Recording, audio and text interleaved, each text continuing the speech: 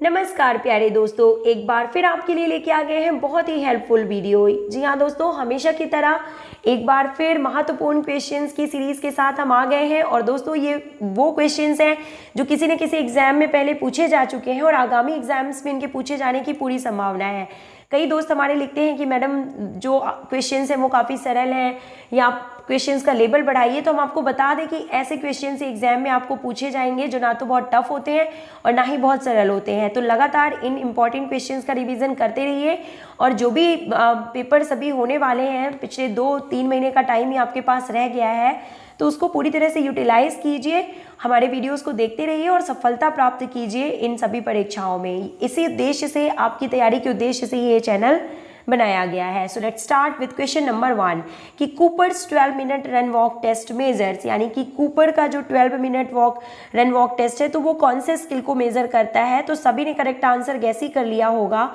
Cardio respiratory endurance, यानी कि हृदय एवं श्वसन तंत्र सहनशीलता को मेजर करता है। Let's move to next question now. Anatomical age can be decided by, और एनाटॉमिकल एज यानी शरीर रचना संबंधी आयु का पता जो है वो निम्न में से किन तरीकों से लगाया जा सकता है।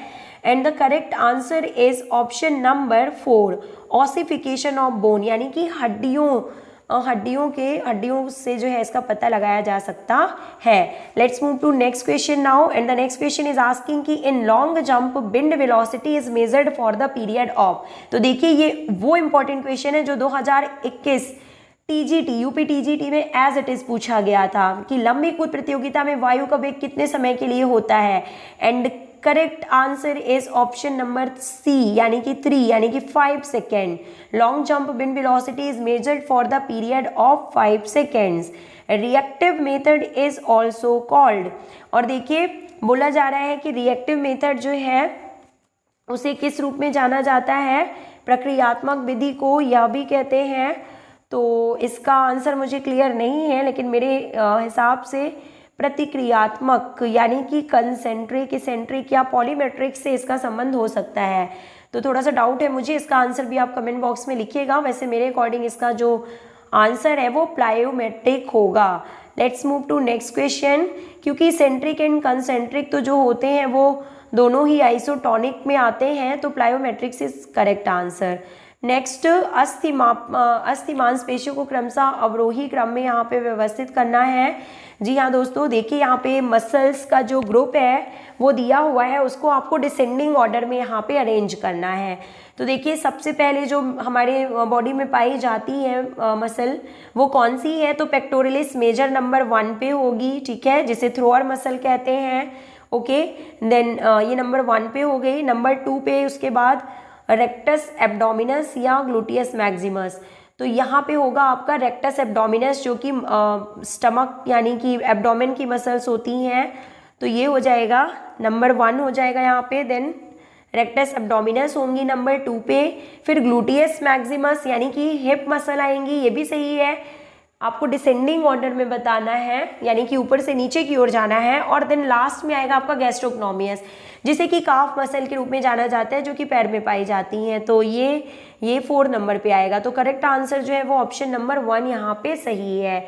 अगर कुछ मिस्टेक है तो इसे भी आप कमेंट बॉक्स में लिख के बताइएगा। According to me this answer is option number 1, pectoralis major first पे, rectus abdominis, then gluteus maximus, then gastrocnemius. ये सही सीक्वेंस है।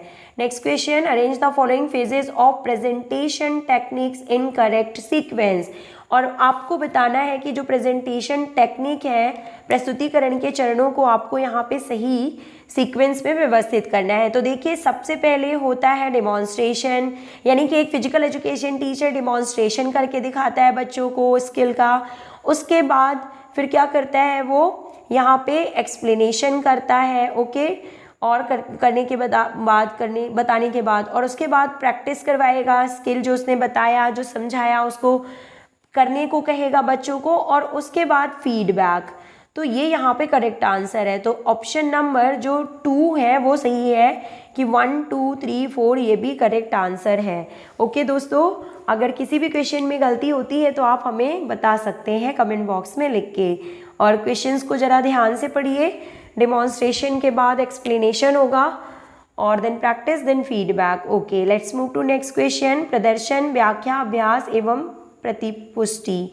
The next question is asking कि एक गेंद को हिट मारने की निम्नलिखित अवस्थाओं को प्रगमन के क्रम में यहाँ पे व्यवस्थित करना है। तो प्रगमन से क्या मतलब है यहाँ पे समझ में नहीं आ रहा है। इस क्वेश्चन को हम इंग्लिश में देखेंगे, अभी आगे के ये पार्ट में ये इंग्लिश में हमें मिलेगा।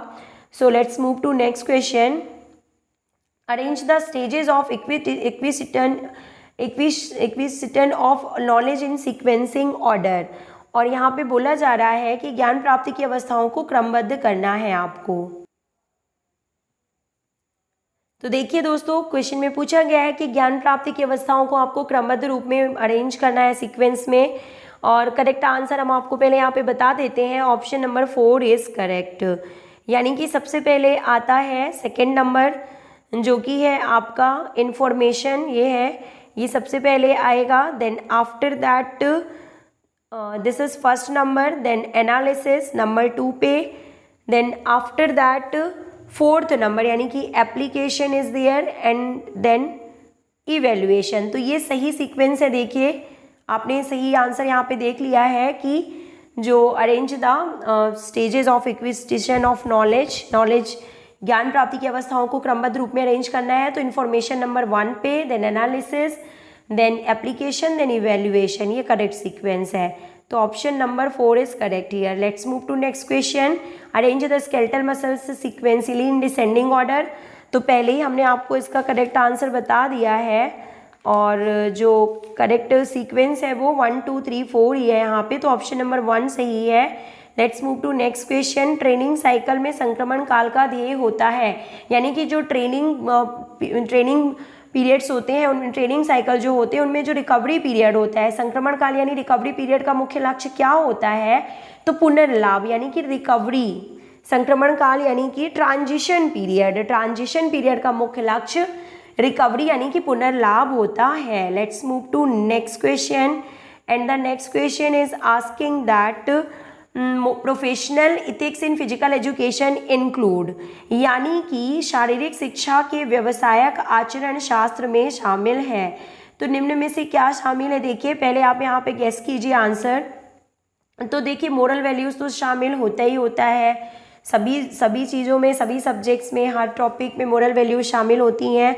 और उसके बाद देखिए सिंसियरिटी जो है ये भी शामिल किया जाता है। ओके, और अगर बात की जा रही है कि शारीरिक शिक्षा की व्यावसायिक आचरण शास्त्र में क्या शामिल है, और यहाँ पे बात की जा रही है आचरण शास्त्र यानी कि एथिक्स से रिलेटेड, तो ऑप्शन नंबर जो 1 और 4 है वो करेक्ट है। तो answer 3 is correct here, option 1 और 4। Let's move to next question that arrange the following phase of hitting a ball in order of sequence of progression. ये देखिए ये वही क्वेश्चन है जो कि हमें हिंदी में समझ में नहीं आ रहा था और हमने बोला था आपको इंग्लिश में समझाएंगे। तो देखिए पूछा जा रहा है कि जो हिटिंग अ बॉल, एक बॉल को फेंका जाता है तो सीक्वेंस क्या होगा, सीक्वेंस ऑफ प्रोग्रेशन क्या होगा? तो देखिए नंबर 1 पे होगा, option number 1 is correct here, यानी नंबर 1 पे होगा स्टांस, और उसके बाद नंबर 2 पे होगा बैक लिफ्ट। ओके, नंबर 3 पे होगा हिटिंग।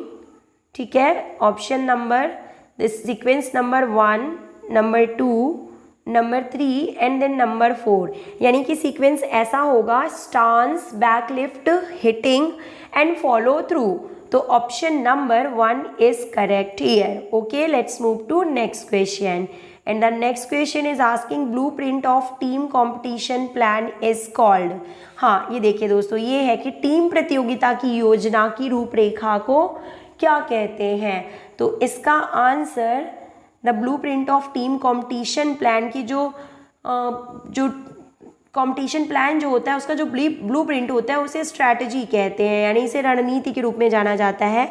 ये तो क्लियर है, लेकिन इससे पहले एक और क्वेश्चन पूछा गया था, उसका आंसर भी मैंने आपको स्ट्रैटेजी बता दिया है, तो उसे आप थोड़ा सा चेक कर लीजिएगा। Okay, let's move to next question. Which of the following is related to school health program, यानी कि स्कूल हेल्थ प्रोग्राम से रिलेटेड निम्न में से कौन सा है?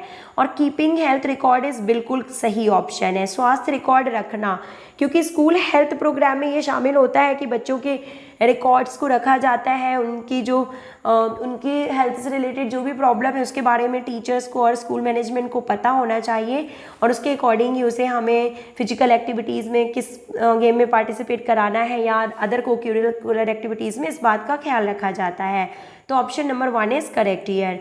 Focus of physical education is, और शारीरिक शिक्षा का केंद्रीय विषय क्या है, तो मैन इन मोशन। नेट से ये क्वेश्चन लिया गया है, यूजीसी नेट के एग्जाम क्वेश्चन पेपर से लिया गया ये क्वेश्चन है कि शारीरिक शिक्षा का केंद्रीय विषय मैन इन मोशन यानी गतिशील मानव है। Transition period in training cycle, इसका आंसर हमने आपको पहले ही बता दिया है कि संक्रमण काल का मुख्य उद्देश्य रिकवरी यानी पुनर्लाभ होता है। Find the correct combination of measurements related to game of hockey, यानी कि हॉकी के गेम से रिलेटेड करेक्ट मेजरमेंट आपको यहाँ पे बताना है। तो देखिए क्या क्या हॉकी से संबंधित है, तो 100 × 60 यार्ड लंबाई गुणे चौड़ाई आपको पता है, ये सही है।